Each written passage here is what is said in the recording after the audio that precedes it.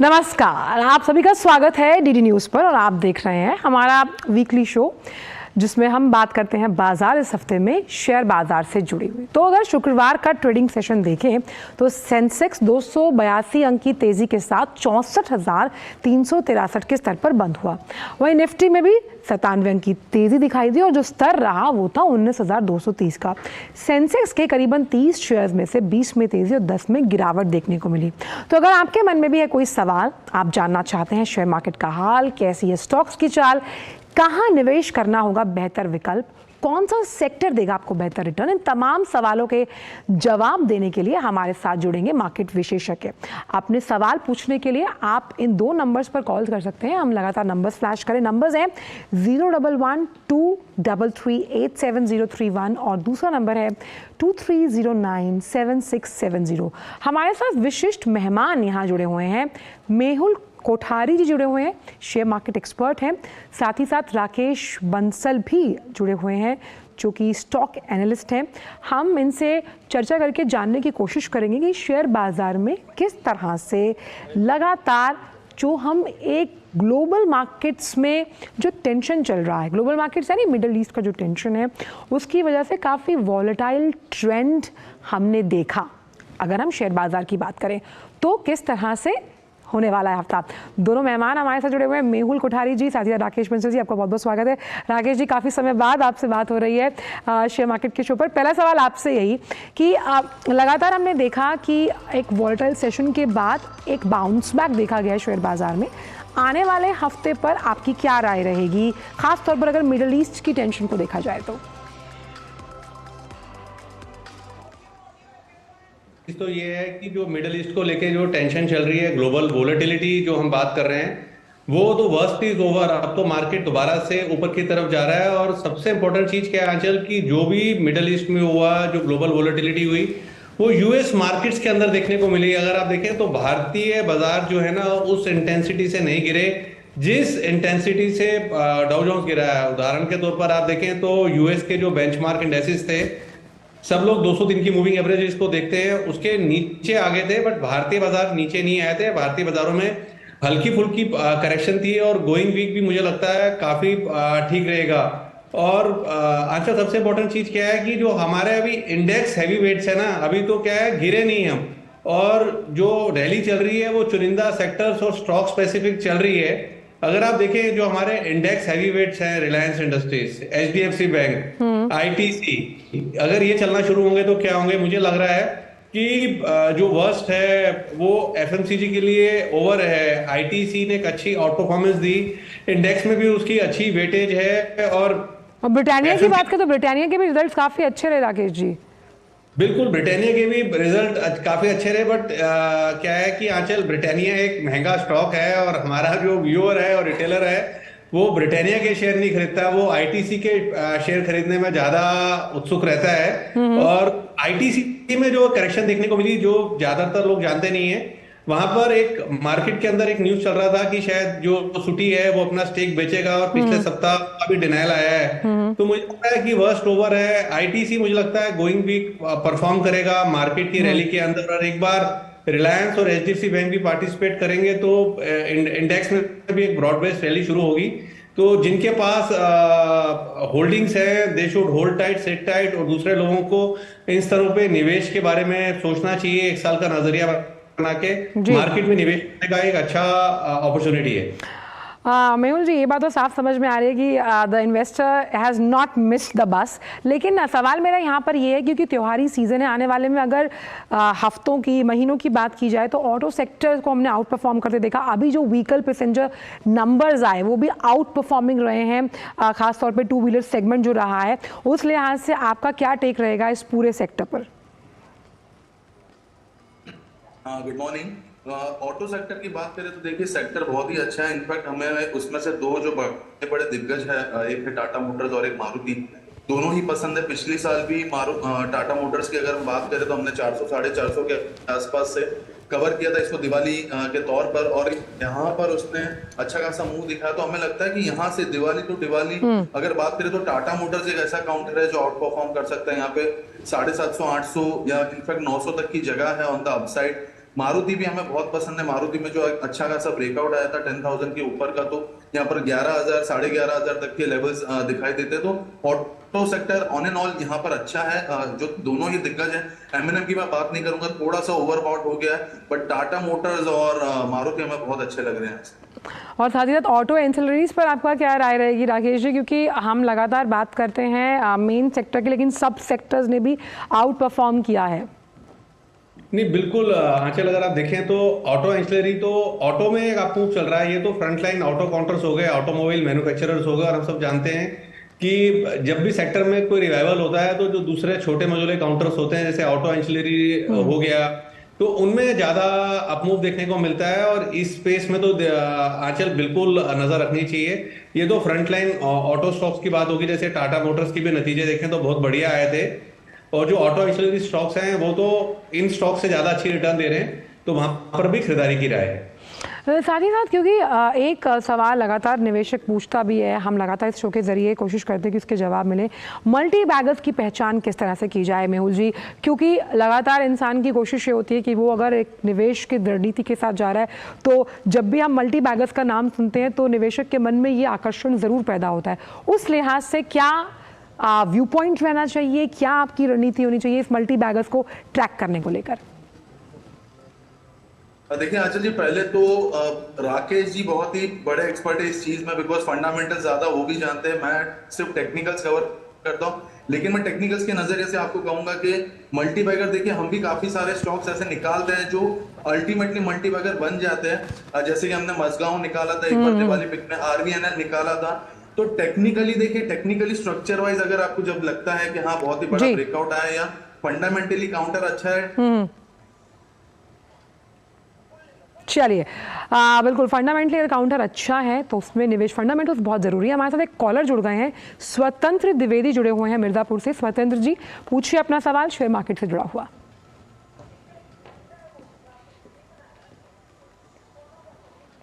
जी स्वतंत्र जी पूछिए सवाल। जी मैम, एक्चुअल मुझे यस बैंक के बारे में जानना था जी।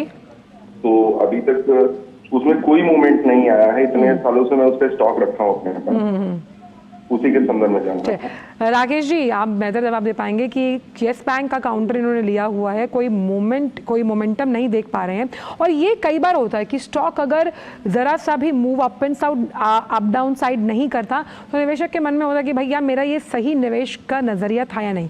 राकेश जी देखिए, पहली चीज तो मैं आंचल एक चीज बोलूंगा कि मार्केट में ना मोमेंटम के लिए नहीं आना चाहिए। जिस तरीके से जब हम घर से निकलते हैं तो ना तो भागती हुई ट्रेन को पकड़ते हैं, ना भागती हुई बस को पकड़ना पसंद करते हैं, भागते हुए शेयर को पकड़ते हैं तो रिस्क ज्यादा होता है। येस बैंक चलेगा, बट आपको नजरिया रखना पड़ेगा यहाँ पे एटलीस्ट 3 साल का 3 साल का नजरिया बना के इन स्तरों पर गिरावट में आप येस बैंक खरीदते हैं या येस बैंक में शिफ्ट करते हैं तो 3 साल बाद मुझे लगता है यहाँ 50 रुपीज के लेवल्स देखने को मिलेंगे। और आंचल अगर आप 2 मिनट दे तो एक चीज मैं बोलना चाहूंगा, जो मल्टी बैगर्स की आप बात कर रहे हैं ना, मल्टी बैगर सामने बड़ा होता है, बट हम लोग किस चीज की वेट कर रहे होते हैं कि कोई बड़ा निवेशक उसको ले तो जब तक पता चलता है उसने लिया है, शेयर भाग चुका होता है। उदाहरण के तौर पर आप इसको देखें, बजाज हिंदुस्तान शुगर को देखें, 100 इयर्स के ज्यादा का ऑपरेशन है और 4,000 करोड़ रुपए इन्होंने अभी लोन की रिपेमेंट करी है। एनसीएलटी की तलवार यहां से हट गई है। तो अगर मल्टी बैगर को देख रहे हैं तो बजाज हिंदुस्तान शुगर्स को देखना चाहिए, जहां पर काफी बड़ी लोन की रिपेमेंट हुई है, एनसीएलटी की तलवार हटी है, और सबसे खास बात क्या है कि हेयर कट नहीं लगा है, बिल्कुल भी हेयर कट लगा है बैंक्स को। तो ऐसी अपॉर्चुनिटीज आंचल और भी, अगर समय होगा तो 1-2 स्टॉक्स में आपके साथ और भी शेयर करूंगा। अभी कंटिन्यू करते हैं सवाल जवाब से। बिल्कुल, और वक्त एक थोड़े से ब्रेक का है राकेश जी, बहुत इंटरेस्टिंग जा रहा है ये पूरा जो वार्तालाप है, और इसमें आर्टिफिशियल इंटेलिजेंस को लेकर भी हमने देखा कि मार्केट में कई प्लेयर्स जो हैं वो जगह बनाने की कोशिश कर रहे हैं। तो निवेशकों के लिए क्या रणनीति रहेगी, इस पर होगी चर्चा, लेकिन वक्त एक छोटे से ब्रेक का। आप जुड़े रहिए बाजार इस हफ्ते के साथ। अलग है ये रफ्तार नहीं है, ये रफ्तार सही है, ये जज्बा नया है, खुद ब खुद नहीं है। आयशर प्राइमर G3, जज्बा नया, जीत नहीं। साल बरस और सदी नहीं, एक युग गुजर जाएगा। उम्र न पूछो वंडर की, जब फर्क नजर आएगा। वंडर सीमेंट, फर्क नजर आएगा। ब्रेक के बाद सभी का स्वागत है हमारे खास शो बाजार इस हफ्ते में। हमारे साथ दो स्टॉक एक्सपर्ट जुड़े हुए हैं, टेक्निकल तौर पर भी मेहुल जी जुड़े हुए हैं, साथ ही साथ राकेश बंसल जी जुड़े हुए हैं।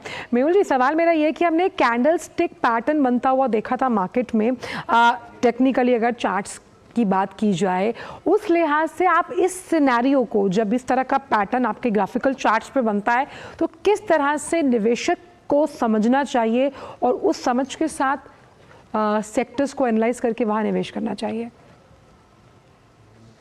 माफ कीजिएगा आचार्य जी, लेकिन मैं शायद बीच में डिस्कनेक्ट हो गया था। तो आप किस कैंडलस्टिक पैटर्न की बात कर रहे हैं? मैं इस कैंडलस्टिक पैटर्न की बात कर रही थी जो हमने आज से 2 हफ्ता पहले मार्केट में देखा था कि एक नीचे से ये पैटर्न बनता हुआ नजर आया, और निवेशक के लिए टेक्निकली समझना थोड़ा मुश्किल है इस तरह की जो टर्मिनोलॉजी होती है। आप बेहतर बता पाएंगे कि क्या ये जिस तरह का पैटर्न की हम बात कर रहे हैं, चलिए इस पैटर्न पर बात होगी। सिकंदर हमारे साथ पिंक सिटी जयपुर से जुड़ गए हैं। सिकंदर जी, पहले अपना सवाल पूछे, फिर बात करेंगे इस पूरे पैटर्न को लेकर। सिकंदर जी, जितेंद्र जी पूछिए, जितेंद्र जी पूछिए। हाँ, डिफेंस सेक्टर में 2-4 स्टॉक का नाम बताइए ना, कि डिफेंस सेक्टर में कौन सा स्टॉक आता है। अच्छा, चलिए डिफेंस सेक्टर की बात। राकेश जी, देखिए डिफेंस में देखें तो डिफेंस में तो सारे स्टॉक हैं। अभी मेहुल भाई ने नाम लिया, मजगांव का नाम लिया, तो उससे अच्छा डिफेंस प्ले कौन सा है? बीईएल है, उससे अच्छा डिफेंस प्ले कौन सा है? तो डिफेंस के तो आप चुनिंदा फ्रंटलाइन काउंटर्स देखेंगे तो एचएएल से अच्छा डिफेंस प्ले कौन सा है? तो ये तो यहाँ तो फ्रंटलाइन पीएसयू बास्केट जो है ना डिफेंस स्टॉक से भरी हुई है कि, और ये समझना मुश्किल हो जाएगा कि भैया कौन सा पहला लें। जैसे जब मिठाई पहले आती है कि गुलाब जामुन पहले खाएं कि जलेबी पहले खाएं, तो एचएएल, बीईएल, मजगांव है, कोचिन शिपयार्ड है, चुनना मुश्किल हो जाएगा। और आंचल एक चीज ऐड करूंगा कि देखिए मार्केट में अगर आप काम कर रहे हैं, जो भी आप सवाल मेहुल भाई से पूछ रहे थे कि कौन सा पैटर्न बना है, तो 2 हफ्ते पहले पैटर्न जो बना ना, वो पैटर्न आपको खुद समझना है। देखिए 2 हफ्ते पहले जो फियर था, that was top of your central nervous system. जो डर था वो दिमाग पे हावी था, जी, और जी, जब जी। आपका डर दिमाग पे हावी हो उस समय खरीदारी करनी चाहिए। सबसे बढ़िया पैटर्न ये होता है मार्केट में निवेश करने का। डर की अगर हम बात करें तो जब डर होता है तो सबसे ज्यादा सेफ हेवन की तरफ लोग भागते हैं, दैट इज गोल्ड। और अभी धनतेरस आने वाला है, तो गोल्ड को लेकर आपकी कमोडिटी में क्या राय रहेगी? मैं आप दोनों से ही जानना चाहती हूँ, खास तौर पर ईटीएफ, बॉन्ड्स, या फिर लगातार जो कोशिश होती है फिजिकल गोल्ड जो हर किसी को प्रिय होता है। राकेश जी, देखिए नया गोल्ड तो एक ऐसा एसेट क्लास है जो हमेशा आउट परफॉर्म कर रहा है। पिछले 2 साल में देखें तो निफ्टी को भी गोल्ड ने आउट परफॉर्म करा है, और गोल्ड में तो सिप के थ्रू निवेश करना चाहिए।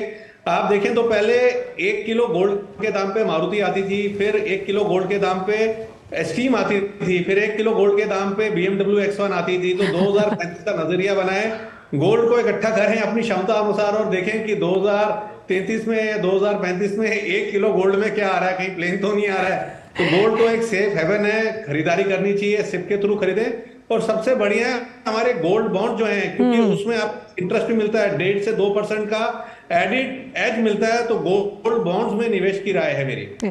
मेहुल जी, आर्टिफिशियल इंटेलिजेंस पे हम बात कर रहे थे, कुछ ऐसे प्लेयर्स हैं जो मार्केट में अपनी जगह बनाने की कोशिश कर रहे हैं। आर्टिफिशियल इंटेलिजेंस एक ग्रीन शूट सेक्टर है, उस लिहाज से क्योंकि आप टेक्निकल एक्सपर्ट हैं, आपकी क्या राय है? How bullish you are for this sector?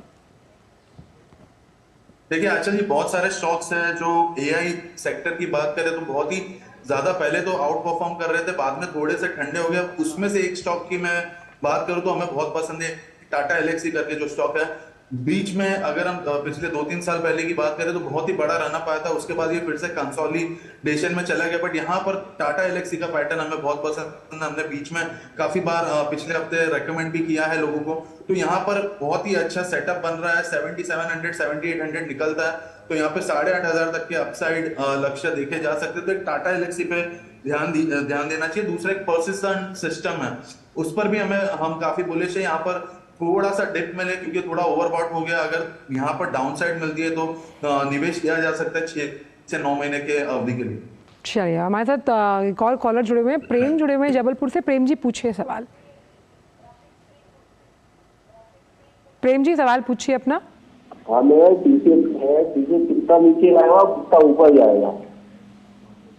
किस स्टॉक का नाम लिया आपने, एक बार दोबारा बोलिएगा। मेरा नाम प्रेम है, जबलपुर से बोल रहा हूँ। नहीं, आपने किस स्टॉक के बारे में बात की है? टीसीएस के बारे में बोला मैडम। टीसीएस, अच्छा राकेश जी, टीसीएस पर आपका टेक चाहते हैं वो? देखिए टीसीएस को देखें तो एक बाईबैक अनाउंस हुआ, और बाईबैक क्या था कि नीचे के दामों पर आया। अमूमन क्या है, जो पिछले सारे बाईबैक्स है ना, those were at a higher price in the previous buybacks, और मार्केट थोड़ा सा निराश हुआ है। लंबी अवधि का नजरिया है तो भाई खरीदें। आप देखिए जो छोटे मझोले आईटी काउंटर्स हैं वो चल रहे हैं, तो टीसीएस भी एक कंटिन्यूअस कंपाउंडिंग वाला स्टॉक है, ऑल वेदर स्टॉक है। कभी अंडर परफॉर्म करता है, कभी आउट परफॉर्म करता है। 3-4 साल का नजरिया बना के रखेंगे तो बढ़िया चलेगा। बट आईटी के अंदर आंचल एक चीज बोलना चाहूंगा, जो एक्शन देखने को मिल रहा है वो mid cap small cap IT stocks में देखने को मिल रहा है। बिरला स्टॉक को देखिए क्या चल रहा है, तो ऐसा ही एक आईटी स्टॉक है एक्सचेंजिंग सॉल्यूशंस लिमिटेड। देखिए मल्टीनेशनल कंपनी है, प्रमोटर इसका यूएस का है, 75% स्टेक उसके पास है। अब यहाँ पे समय का अभाव है तो फंडामेंटल टेक्निकल क्या शेयर करूंगा, इसको आप लोग स्टडी करें। ये मुझको एक मल्टीबैगर स्टॉक लगता है। चलिए, तो उम्मीद करते हैं कि प्रेम जी को अपने सवाल का जवाब मिला होगा, लेकिन आईपीओस को लेकर क्या टेक रहेगा हमारे एक्सपर्ट्स का, इस पर भी एक राय ले लेंगे। लेकिन फिलहाल वक्त इस खास शो में एक छोटी सी ब्रेक का है। साल बरस और सदी नहीं, एक युग गुजर जाएगा। उम्र न पूछो वंडर की, जब फर्क नजर आएगा। वंडर सीमेंट, फर्क नजर आएगा। ब्रेक के बाद स्पीकर स्वागत है हमारे खास शो में। हमारे साथ लगातार एक्सपर्ट्स जुड़े हुए हैं शेयर मार्केट पर टेक्निकल और शेयर से जुड़ी तमाम जानकारियां देने के लिए। राकेश जी, आपसे सवाल यही है कि आईपीओस को लेकर भी बाजार गुलजार है। हमने देखा कि किस तरह से सेलो का आईपीओ जो था वो सब्सक्राइब हुआ। आने वाले समय में आईपीओस को लेकर आपकी क्या राय रहेगी, और ख़ास तौर पर जिन निवेशकों को आईपीओस के बारे में ज़्यादा जानकारी नहीं है, क्या फर्स्ट एंट्री के लिए आईपीओ इज़ अ सेफ और गुड ऑप्शन? आंचल, ये सवाल मुझसे है? जी आपसे ही है। देखिए आंचल, आईपीओ में ना एक रिटेल निवेशक को ये समझने की जरूरत होगी, और डीडी के माध्यम से एक चीज बोलना भी चाहूंगा कि मतलब कि सेबी शुड टेक एक्शन। एक आईपीओ लाने में 12 से 15% का खर्चा आता है, उसमें से काफी बड़ा खर्चा पीआर में जाता है, पब्लिक रिलेशन में जाता है, print media, electronic media, social media में प्रमोशन होता है। तो रिटेल निवेशक को एक चीज देखनी है कि जिस आईपीओ में वो लगा रहा है वहां पर ऑफर फॉर सेल तो नहीं है, प्रमोटर फाउंडर अपना सामान तो नहीं बेच रहा है। जिसमें ऑफर फॉर सेल है तो वहां तो बिल्कुल नहीं लगाना चाहिए, और जहां पर फ्रेश इशू है तो वहां ये देखना है कि उस फ्रेश इशू का, उस पैसे का वो करना क्या चाह रहा है। तो अच्छी अपॉर्चुनिटीज मिलती हैं, उन अच्छी अपॉर्चुनिटीज को देखना चाहिए। और वो समय चला गया कि भैया जब प्रमोटर कुछ चीज फ्लोर पर रिटेलर के लिए छोड़ता था। ऐसा नहीं है कि आईपीओ दाम से नीचे शेयर नहीं जाएगा, तो सोच समझकर पढ़ लिख कर निवेश करें। और सबसे इंपॉर्टेंट चीज क्या है कि आप ये देखें कि ऑफर फॉर सेल तो नहीं है, मतलब कि जो प्रमोटर्स हैं वो अपना सामान तो नहीं बेच रहे हैं, या जो एंजल इन्वेस्टर है वो अपनी होल्डिंग तो नहीं बेच रहा है। अगर वो बेच रहा है तो people like me and you, why they should buy. सबसे इंपॉर्टेंट चीज ये है, तो ऑफर फॉर सेल पर ध्यान रखें। चलिए, नागेश जी जुड़े हुए हैं हमारे साथ कॉल पर। नागेश जी पूछिए सवाल। मेरा सवाल बंसल जी से है। जी। प्लीज जीवीएस फार्मा पूछना था। ये 3-4 साल पहले इनके जो दोस्त हैं अनिल सिंघवी साहब, उनने एक बार 3-4 साल पहले बताया था कि मेरे पास लिया हुआ है 10,000 शेयर, उनके विषय में पूछना था। Rakesh ji please GVS pharma. जी राकेश जी। मैं आंचल नाम नहीं समझ पाया हूँ, नाम एक बार रिपीट करेंगे क्या? नागेश जी एक बार नाम क्लियरली बोलिए। फार्मा कंपनी तुम समझ पा रहे हैं, कौन सी फार्मा? जीएसके बोल रहे हैं आप? नहीं, please GVS pharma. GBS pharma, जहां तक मैं समझ पा रही हूँ। Please GVS pharma. जहां तक मैं समझ पा रहा हूँ ये बीएलएस फार्मा की बात कर रहे होंगे। जी। बीएलएस करके कुछ, मैं ना आंचल कुछ नाम में कंफ्यूजन है, क्योंकि वो एक कंपनी तो है, वो बीएलएस नहीं है, कुछ और है, और जीबीएस के नाम से कोई वो नहीं है। तो हर जीबीएस फार्मा है ना। रिक्वेस्ट है कि नाम को थोड़ा अच्छे से बोले। फार्मा, जीवीएस फार्मा है ये। हाँ राकेश जी देखिए, अगर हम देखें जीबीएस फार्मा के नाम से ना आंचल कोई भी स्टॉक नहीं मैं एलोकेट कर पा रहा हूँ। नागेश जी, आप एक बार चेक कीजिए कि आप स्टॉक का नाम सही बता रहे हैं, क्योंकि इस तरह का स्टॉक जो सर राकेश जी अपने चार्ट्स पर चेक कर रहे हैं वो लिस्टेड नहीं है शायद। राकेश जी शायद ब्लिस जीवीएस का की बात कर रहे हैं लोग। बिल्कुल हाँ जी जी जी मेहुल जी, चलिए बिल्कुल। मैंने वो देखिए ब्लिस जीवीएस में देखें तो नीचे से एक रिवर्सल देखने को मिल रहा है। टेक्निकली नीचे में 84 85 एक अच्छा बेस है। आपने ले रखा है तो होल्ड करें। 100 रुपीज के अराउंड चल रहा है। 130 आएगा तो इसको रिव्यू करेंगे। एज ऑफ नो होल्ड है। हल्की फुल्की करेक्शन पे, गिरावट पे खरीदारी की राय भी है। मेहुल जी, क्योंकि हम तमाम उन सेक्टर्स पर लगातार एक टेक पूछते हैं जिस पे थोड़ा एक्शन होता है, इंफ्रा सेक्टर में लगातार, और उसको लेकर किस तरह की राय रहेगी, और सुजलॉन एनर्जी पर आप दोनों का क्या टेक रहेगा? मेहुल जी, शायद मेहुल जी से संपर्क दोबारा करेंगे। राकेश जी जुड़े हुए हैं। राकेश जी, सुजलॉन एनर्जी पर क्या टेक रहेगा और इंफ्रा सेक्टर पर एक ओवरऑल आपका क्या व्यू पॉइंट है? देखिए इंफ्रास्ट्रक्चर तो बढ़िया है, बैकबोन है भारत की इंफ्रास्ट्रक्चर की। और यहाँ का भी देखिए आंखें बंद करके ब्लाइंड बाय बनता है L&T। तो इंफ्रा में प्ले करना है तो L&T पे लें। और दूसरा सुजलॉन देखिए नीचे से चला हुआ स्टॉक है, टर्न अराउंड हुआ था। इस स्टॉक को हमने 8 रुपए 9 रुपए के अराउंड स्पॉट किया था और इसको रिकमेंड भी किया था। अब होता क्या है, स्टॉक तो चल रहा है। अब हायर यू बाय, जितना आप हाई खरीदेंगे मार्जिन ऑफ सेफ्टी डिक्रीज होता है। जिनके पास है होल्ड करें। हमने तो मतलब कि अपने क्लाइंट्स को यहाँ पर प्रॉफिट बुकिंग की भी राय दी थी। और एज ऑफ नो आंचल, एज ऑफ नो इस समय पर 2 स्टॉक जो मुझे मल्टी बैगर लगते हैं, one is Bajaj Hindustan sugar और एक है एक्सचेंजिंग सॉल्यूशंस। इन दोनों स्टॉक्स को हमने अपने क्लाइंट्स को भी रिकमेंड करा हुआ है। और मुझे लगता है इन स्तरों पे भी आप लेते हैं तो सफिशिएंट मार्जिन ऑफ सेफ्टी है। ऐसा नहीं है कि बहुत ऊपर खरीद रहे हैं। होल्डिंग का खेल है तो नया निवेश करना है तो इन 2 स्टॉक्स पे नजर रखें। IRFC रेलवे काउंटर का बेहतरीन स्टॉक, लगातार हमसे निवेशक जानना चाहते हैं क्योंकि रेलवे काउंटर्स को लेकर लगातार बात हो रही है। इस पर भी एक टेक लेंगे राकेश जी का, लेकिन वक्त एक छोटे से ब्रेक का है। हमारे इस खास शो बाजार इस हफ्ते में जुड़े रहिए DD न्यूज के साथ। साल बरस और सदी नहीं, एक युग गुजर जाएगा। उम्र न पूछो वंडर की, जब फर्क नजर आएगा। वंडर सीमेंट, फर्क नजर आएगा। ब्रेक के बाद फिर का स्वागत है। हमारा खास शो लगातार जारी है। मेहुल जी जुड़े हुए हैं, साथ ही साथ राकेश जी भी अपने विचार इस मंच से साझा कर रहे हैं। मेहुल जी, IRFC पर आपका क्या टेक रहेगा? रेलवे काउंटर्स को लेकर कई निवेशक काफ़ी बुलिश नजर आते हैं आने वाले समय को लेकर, तो आपका व्यू पॉइंट क्या रहेगा इस पूरे सेक्टर पर? अच्छा जी, देखिए रेलवे काउंटर तो बहुत ही अच्छा खासा मूव हमने देख लिया है। उसके बाद क्या हुआ है कि सारे काउंटर्स, आप कोई भी नाम लीजिए, RVNL लीजिए, IRFC लीजिए, राइट्स लीजिए, सारे के सारे कंसोलिडेशन मोड में चले गए। मुझे ऐसा लगता है कि और 2-3 महीने थोड़ा सा ये थकाएंगे, सारे काउंटर्स कंसोलिडेट करेंगे, पेशेंस को टेस्ट करेंगे इन्वेस्टर्स के, उसके बाद फिर से चलेंगे।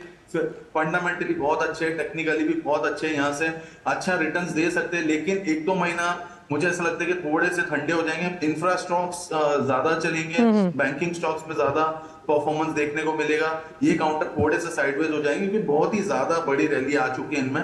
तो यहाँ पर देखिए ट्रेडिंग पर्सपेक्टिव से किसी को लेना है तो जब भी छोटी मोटी अपॉर्चुनिटी मिले तभी बाइंग करते रहे। लेकिन बाकी अगर इन्वेस्टमेंट करना है तो बहुत सारे दूसरे ऐसे नाम है। अभी राकेश जी ने 2 नाम दिए, वो भी बहुत अच्छे हैं। हमारे पास भी बहुत सारे, हमने दिवाली पिक्स निकाले, बहुत सारे काउंटर्स ऐसे हैं जो यहाँ पर आउट परफॉर्म कर सकते हैं, तो उन पर नजर रखनी चाहिए मेरे से। चलिए, हमें हमारे पास कम है, आप दोनों आए, आपने अपने विचार इस मंच से साझा किए, टेक्निकल राय रखी मेल जो आपने, साथ ही साथ तमाम सेक्टर स्टॉक्स पर बात की। राकेश जी, आपने बहुत बहुत शुक्रिया इस शो पर जुड़ने के लिए। तो बाजार इस हफ्ते में आज के लिए बस इतना ही, लेकिन आपसे मुलाकात होगी अगले हफ्ते फिर। तो शेयर्स, स्टॉक्स, सेक्टर से जुड़े तमाम स्पेसिफिक सवाल आपके मन में हो तो उसको बचा के रखिएगा। हम कोशिश करेंगे अपने जो विशेषज्ञ हैं उनके जरिए आपको जानकारी दें। बहुत बहुत शुक्रिया और साथ ही साथ मुलाकात होगी आपसे अगले हफ्ते। दीजिए इजाज़त, नमस्कार।